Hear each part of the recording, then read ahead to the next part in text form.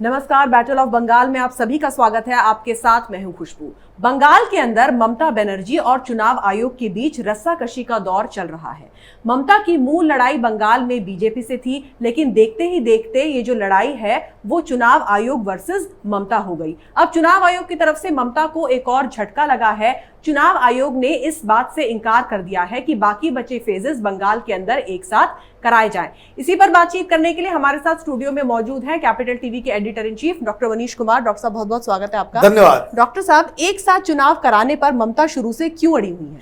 देखिए, ये जिद जो है बहुत ही, ये शुरू से ये कह रही कि आज तो उन्होंने भाषण भी दे दिया जी। भाषण में उन्होंने कहा कि भाई जो 8 बार जो फेजेस में जो चुनाव हो रहे हैं बंगाल में, ये बंगाल की बेइज्जती है, बंगाल का अपमान है, इलेक्शन कमीशन बंगाल का अपमान कर रहा है। आप बताइए, पिछली बार जब चुनाव हुए थे, जब 2011 में जब ये चुनाव जीती थी, 6 फेजेस में चुनाव हुए थे और ये चीख चीख के कह रही थी कि ज़्यादा से ज़्यादा फेजेस में हो। ये तृणमूल कांग्रेस का डिमांड था कि ज़्यादा से ज़्यादा फेजेस में चुनाव हो और सेंट्रल फोर्स के निगरानी में चुनाव हो। तब अपमान नहीं हो रहा था, तो किस आधार पे आप उस समय 6 फेज में चुनाव करवाना चाहती थी? अभी 8 हो रहा है तो बंगाल का अपमान हो रहा है। जब आप डिमांड कर रही थी 2011 में कि सिर्फ सेंट्रल फोर्स के जरिए ही चुनाव किया जाए जी, तब अपमान नहीं था, तब बाहरी लोग नहीं थे। तो ये समझना जरूरी है कि ममता बनर्जी में इतना बदलाव हुआ कैसे, और 2011 से पहले की जो ममता थी वो ममता और आज की ममता में आसमान जमीन का फर्क है। अब देखिए, तृणमूल गुंडागर्दी, डरा धमका करके, बूथ कैप्चरिंग करके चुनाव जीतना चाहती है, प्लेन एंड सिंपल। 4 फेजेस जो अब तक पोलिंग हो चुकी है, मीडिया में हम लोगों को, आप लोगों को, आम लोगों को इसके बारे में जानकारी ना हो कि इस 4 फेजेस में हुआ क्या है। 4 फेजेस के जो एग्जिट पोल्स हैं जी, ये सारी पॉलिटिकल पार्टीज के पास है। उनको मालूम है कि 4 चुनाव जो फेजेस जो हो चुके हैं, जो आधा चुनाव हो चुका है, उसके डब्बे के अंदर क्या है कि मोटा मोटी आइडिया इन सबको है। ये प्रशांत किशोर को 500 करोड़ रुपए देते किस बात के लिए? यही सर्वे वर्वे करने के लिए। हर पॉलिटिकल पार्टी के पास अपना सर्वे टीम होता है, वो बाकायदा हायर करते हैं, रिक्रूट करते हैं, करोड़ों रुपए खर्च करते हैं कि भाई जहां जहां चुनाव होते हैं तो उसके पहले सर्वे करना, सर्वे के बाद, पोलिंग के बाद एग्जिट पोल बताना। तो इनको तो मालूम चल गया है कि 4 फेजेस में क्या हुए हैं। भारतीय जनता पार्टी ने अपना पूरा सिस्टम बदला है और भी ज्यादा वो ताकत लगा रही है। तृणमूल कांग्रेस जो है वो बिल्कुल डेस्परेट हो गई है और इसलिए ये कह रही है कि सब एक साथ कर दो, सब एक साथ कर दो। कोरोना को लेकर के देश में चिंता है। लोग ये कह रहे हैं कि हर जगह लोगों की मौत हो रही है, सब जगह तो चुनाव हो गए, सिर्फ बंगाल में ही हो रहा है और यहाँ पे भीड़ आ रही है। तो कहीं कोरोना की वजह से लोगों की मौत ना होना शुरू हो जाए, महाराष्ट्र जैसी स्थिति ना पैदा हो जाए वहाँ पे, दिल्ली जैसी स्थिति ना पैदा हो जाए वहाँ पे। इसलिए इस सारी चीज़ों को रैप अप करके एक ही जगह पे एक बार में पोलिंग करके उसको ये कर दिया जाए। लेकिन डॉक्टर साहब, यहाँ पर समझने वाली बात यह है कि जब बाकी सारे पॉलिटिकल पार्टीज हैं वो अलग अलग चुनाव करवाना चाहती हैं, तो ममता बनर्जी ये मांग क्यों कर रही है? हाँ, ये आपने सही कहा कि अकेली वो क्यों कह रही है। अब देखिए, वहां पे 800 कंपनियां हैं। अभी तक जो चुनाव हुए हैं तो 800 कंपनियां लगाई जाती है पोलिंग के समय जी। तो एक फेज में पोलिंग होता है तो 30-35 के आसपास सीटें हैं जी। तो ये 800 कंपनी जो सेंट्रल फोर्सेस है वो क्या होता है, वो 30 कंस्टिट्यूंसी में डिस्ट्रीब्यूट हो जाते हैं। अब एक साथ जो 4 फेजेस बचे हुए हैं तो क्या होगा उसमें ये होगा कि फिर 200 कंपनी जो है एक एक फेज के लिए डिप्यूट हो जाएगा।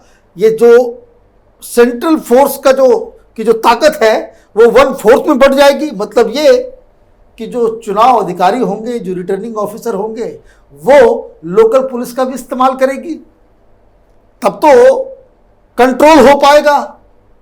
तो दो चीजें होंगी, एक ये कि सेंट्रल फोर्सेस वो हर जगह बट जाएगी, तो तृणमूल के गुंडों को मौका मिल जाएगा कि वो गुंडागर्दी कर सकें जी। एक। दूसरा कि अगर सेंट्रल फोर्सेस जो है, अभी की क्या स्थिति है, अभी की स्थिति यह है कि जो लोकल पुलिस है उसको पोलिंग बूथ के अंदर घुसना अलाउड नहीं है, वो 100 मीटर की दूरी पर रहते हैं, वो आसपास भी उनको भटकने नहीं दिया जा रहा लोकल पुलिस को, क्योंकि वहां की लोकल पुलिस तृणमूल की एजेंट की तरह काम करती है। इसलिए इलेक्शन कमीशन ने ये बहुत अच्छा फैसला लिया, और ये इस फैसला को अगर वो कायम रखेंगे और एक जगह सबको कर दिया जाए, एक साथ ही चुनाव कर दिया जाए जी। तो ये तो पॉसिबल नहीं होगा। फिर लोकल पुलिस को भी आपको एक्सेस देना पड़ेगा, तब तो सारी व्यवस्थाएं होंगी। अभी संख्या बल ज्यादा होता है तो आप पोलिंग बूथ के अंदर, पोलिंग बूथ के बाहर, कुछ सड़कों पे भी आप सेंट्रल फोर्सेस को लगा सकते हैं। तो ये जो पूरा जो चालाकी है तृणमूल कांग्रेस की या ममता बनर्जी की, वो ये चाह रही है कि कोरोना का डर दिखा करके, कोरोना का नाम लेकर के वो ये चाहती है कि इलेक्शन कमीशन के ऊपर दबाव दिया जाए कि बहुत फैल रहा है, आप जो है एक साथ कर दो। एक साथ करने का मतलब यही है कि इलेक्शन कमीशन का जो पूरा प्लान है कि सेंट्रल फोर्स को कहाँ कैसे कैसे डिप्यूट करना है, वो बिल्कुल ही हैवार चला जाएगा, वो कर नहीं पाएंगे, वो गुंडागर्दी जो होगी, बूथ लूटने का काम शुरू हो जाएगा, और ममता बनर्जी इसमें जो है, जो लॉस्ट ग्राउंड है वो रिगेन कर लेगी। और इसीलिए जो ये फेजेस हो रहे हैं जहाँ जहाँ, वहाँ पे टीएमसी भी मजबूत है, बीजेपी भी मजबूत है, इक्वली वहाँ पे लेफ्ट भी मजबूत है, और कांग्रेस पार्टी और फुरफुरा शरीफ का भी बहुत इन्फ्लुएंस है। अभी जो 3-4 फेजेस जो बचे हुए हैं वो रियल बैटल ग्राउंड है। अभी जो 4 फेजेस हुए वहां तो बीजेपी के लिए एक हवा बना हुआ था, लेकिन अब तो मुस्लिम मेजोरिटी इलाके में अगर आप जा रहे हैं, यहां तो सेंट्रल फोर्सेस की जरूरत है जी। यहां तो कुछ इलाका ऐसा कि पुलिस वाले भी नहीं जाते वहां पे। तो ये सारी पार्टियां एक तरफ कह रही है कि नहीं नहीं नहीं, मिस्टेक हो जाएगा, बिल्कुल एक एक अलग अलग फेजेस में जिस तरह से प्लान किया गया है उस तरह से किया जाए। कुछ पॉलिटिकल पार्टी तो ये कह रही है कि अभी जो 800 कंपनी आपने लगा रखी है वो कम है, अभी तो शांति वाला इलाका था, अब ये गुंडागर्दी वाला इलाका शुरू हो रहा है, यहाँ और भी सेंट्रल फोर्स की ज़रूरत है, उनको भी बुलाइए, तब पीसफुल इलेक्शन होगा। लेकिन ममता बनर्जी वो तो पीसफुल इलेक्शन चाहती नहीं है जी। वो गुंडागर्दी के रूप में वो चुनाव जीतना चाहती है, और इसलिए वो जैसे पानी से मछली को बाहर निकालती है कैसे छटपटाती है, तो ममता बनर्जी वैसे ही छटपटा रही है। उनको मालूम है कि पिछले 4 फेजेस में क्या हुआ है और क्यों ये जो पूरा जो आप देखिए बॉडी लैंग्वेज तृणमूल कांग्रेस का वो डाउन इसलिए है कि they know what is coming for them. जी। और डॉक्टर साहब, जिस तरीके से ममता बनर्जी बुझती हुई लौ की तरह फड़फड़ा रही हैं, तो अभी ये हाल है, तो 2 मई के बाद उनका क्या हाल होगा? वो बवाल मचाएंगी, सी इज स्ट्रीट फाइटर। आपको law and order problem Bengal के अंदर होगा। अगर वो चुनाव हारती हैं तो वो मानेगी नहीं कि वो हार गई।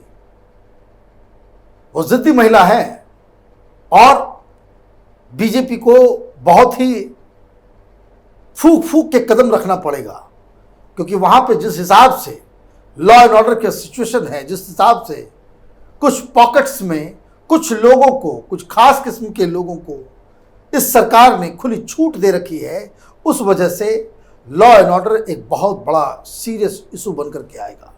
जगह जगह ये जो है आंदोलन भी करेगी, बवाल भी मचाएगी, हार मानेगी नहीं इलेक्शन कमीशन को। इसीलिए वो अभी से ही वो गालियां दे रही है इलेक्शन कमीशन को, वो बता रही है कि वो निष्पक्ष नहीं है, इसीलिए वो ग्राउंड तैयार किया जा रहा है। और जब वो हारेंगी तो इन्हीं सब चीज़ों को लेकर के वो बवाल क्रिएट करेंगी, क्योंकि अभी देखिए अब तक जो हुआ, जिस हिसाब से ग्राउंड की रियलिटी है, उस हिसाब से बहुत ही पीसफुल चुनाव हुए हैं।